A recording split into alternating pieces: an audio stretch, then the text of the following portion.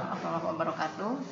Alhamdulillah pada kesempatan saat ini kita akan membahas masalah terbentuknya keseimbangan dan struktur pasar.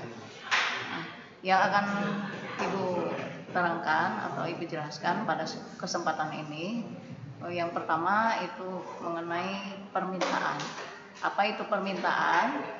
Permintaan adalah sejumlah barang dan jasa yang diminta oleh konsumen pada berbagai tingkat harga pada periode tertentu. Nah, permintaan di sini artinya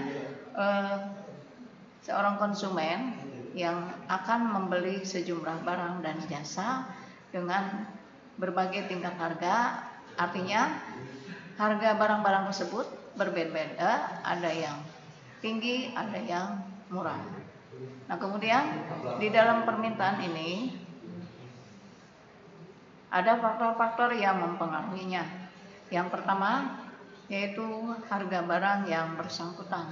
Artinya ketika harga barang tersebut mahal, maka permintaan terhadap barang akan berkurang atau turun.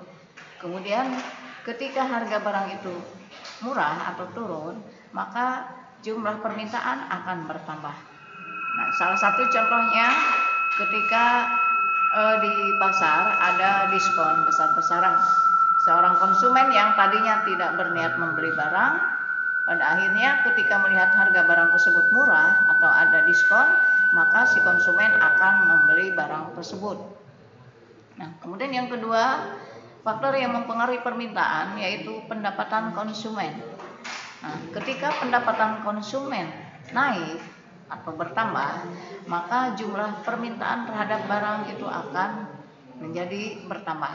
Nah, tapi ketika pendapatan konsumen turun atau berkurang, maka permintaan terhadap barang pun akan ikut turun. Nah, kemudian faktor yang mempengaruhi selanjutnya yaitu selera konsumen.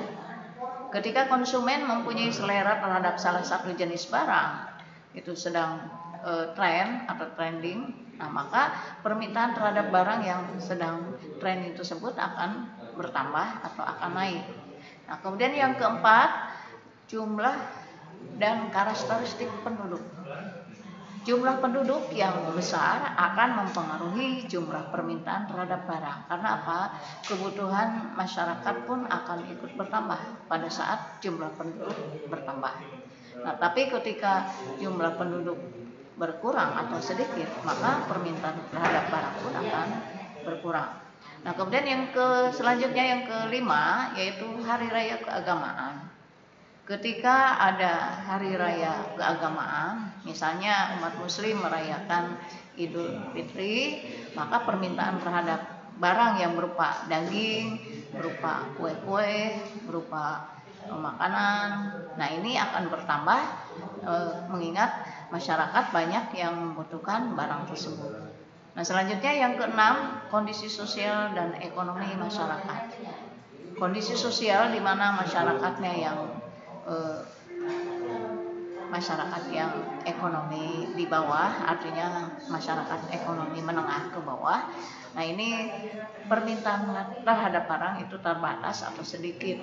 Tetapi untuk kondisi sosial ekonomi masyarakat menengah ke atas, permintaan terhadap barang itu akan naik atau akan besar. Nah, selanjutnya yang ketujuh, faktor yang mempengaruhi permintaan yaitu perkiraan dan harapan masyarakat.